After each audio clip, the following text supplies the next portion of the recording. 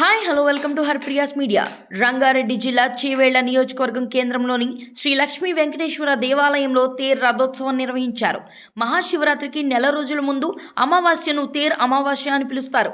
ఈ అమావాస్య రోజున లక్ష్మీ వెంకటేశ్వర స్వామి ఆలయంలో రథోత్సవం నిర్వహిస్తారు ఆలయ కమిటీ అధికారులు. ఇందులో భాగంగా స్వల్ప అపరిస్థితి నెలకొంది. ఆలయం నుండి రథం 100 మీటర్లు వెళ్లిన అనంతరం రథానికి ముందు భాగంలో ఉన్న ఇరుసు విరిగి స్వల్ప అంతరాయం కలిగింది.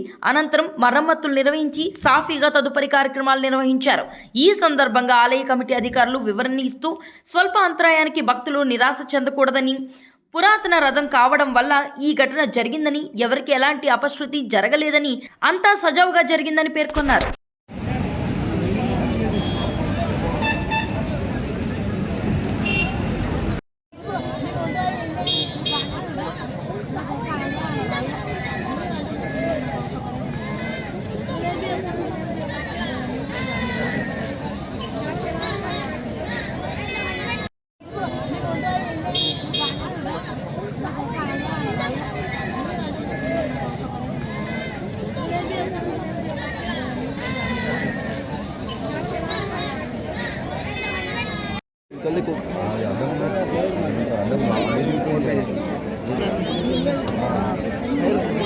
ఇప్పుడు ముంగల్ కట్టే మొత్తం పెట్టాలి.